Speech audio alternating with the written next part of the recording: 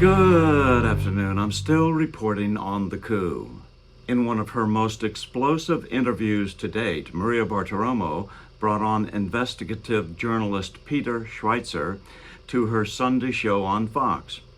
Schweizer reported that Joe Biden kept a secret telephone and probably used it to conduct his numerous illicit contacts with world leaders who were negotiating various bribery schemes, apparently until only a few days ago.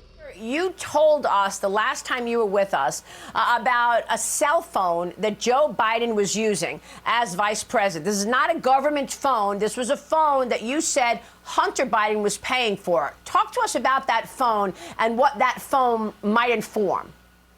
Yeah, so this is a cell phone that on the Hunter Biden laptop, Hunter Biden actually in 2017 complains to his dad that he doesn't want to pay his dad's bills anymore, including this cell phone. So he basically says, Dad, you need to start paying for your own cell phone.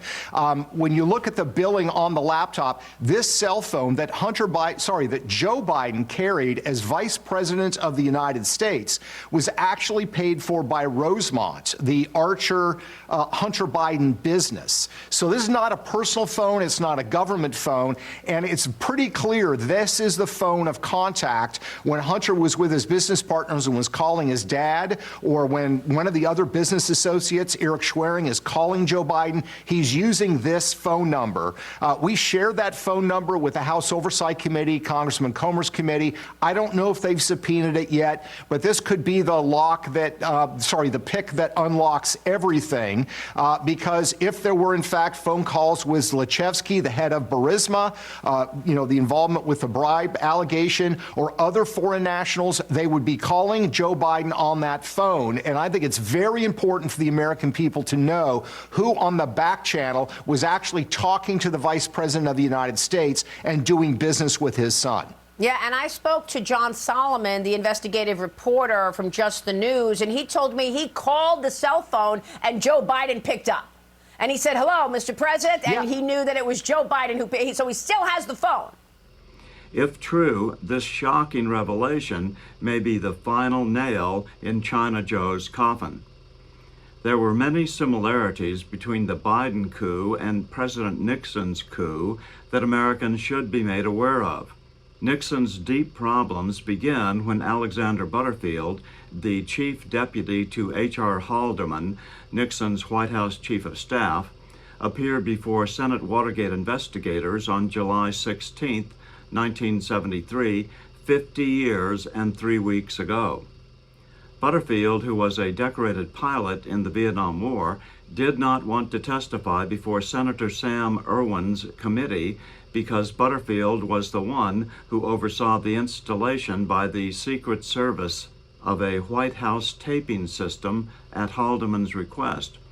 However, Butterfield, under subpoena, decided that he would testify and tell the truth about the taping system if asked directly about it. His testimony on that fateful Monday morning lasted only 30 minutes, but it was broadcast live on nationwide television and shook the country to its foundations. Here is the most important clip. So you were employed on January 21st, 1969, and continue to be employed until March 14 of this year. Is that correct? That's correct. Mr. Butterfield, are you aware of the installation of any listening devices in the Oval Office of the President? I was aware of listening devices. Yes, sir. When were those devices placed in the Oval Office?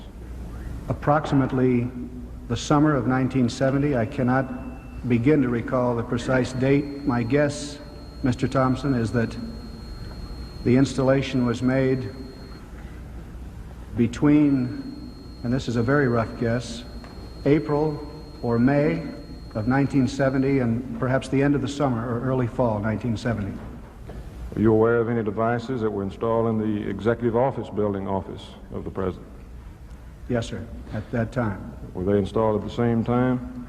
They were installed at the same time. Could you tell us a little bit about how those devices worked, how they were activated, for example?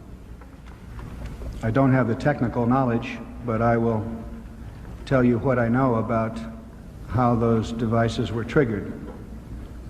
They were installed, of course, for historical purposes, to record the President's business, and they were installed in his two offices, the Oval Office and the EOB office.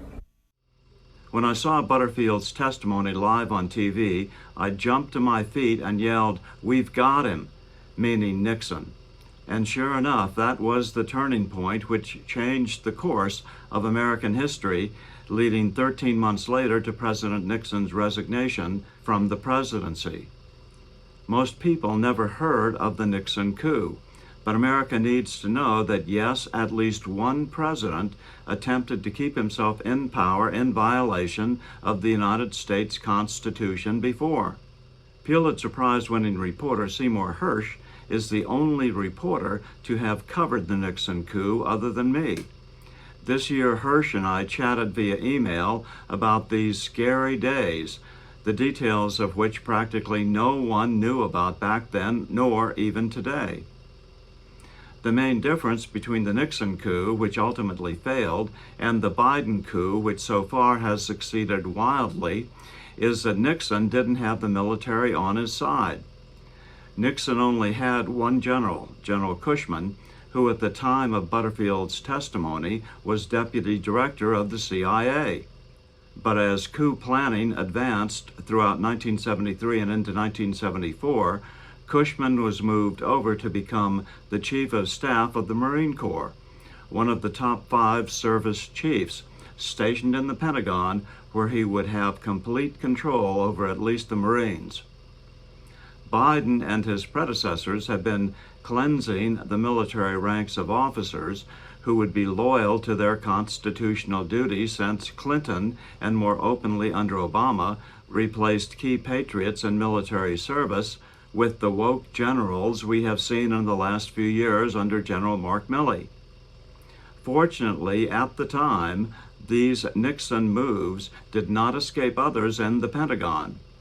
As Hersh's 1983 piece in The Atlantic explained it, Secretary of Defense Schlesinger investigated how quickly the Army's 82nd Airborne Division could be brought to Washington, D.C. from Fort Bragg, North Carolina, to counterbalance the Marine contingent loyal to Nixon, which is stationed at Fort Myer, sitting just 2 miles west of the White House, just over the Potomac River Bridge into Virginia.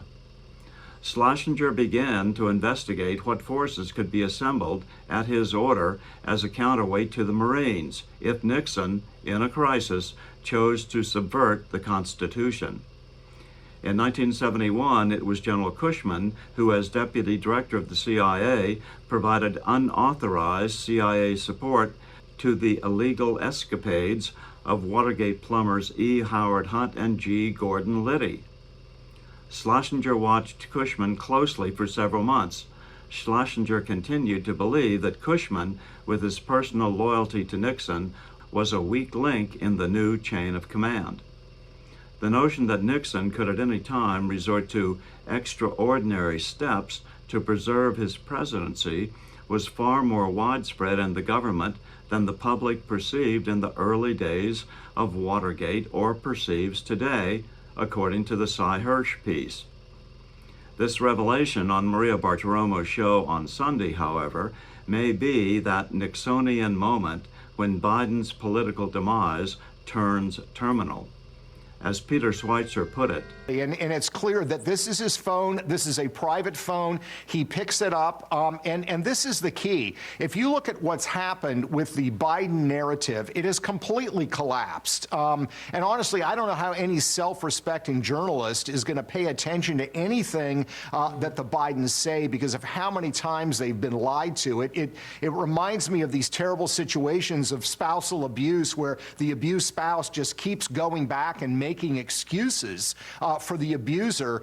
That's kind of where we are with the media, and I think that this telephone would be ultimately the thing that shows to everybody not only that this was haphazard and there were these occasional phone calls, this was a systematic business operation that the Bidens were running to sell access, to sell influence, and by my calculation, they got $30 million from the Chinese. On top of that, they got money from the Ukrainians, the Kazakhs, the Russians, and others. It's an astronomical number when you look at it in the larger context. And I would offer, in addition to the shameful media ignoring all of this, how about Democrats completely ignoring these 176 suspicious activity reports or the bank records indicating exactly what you just said?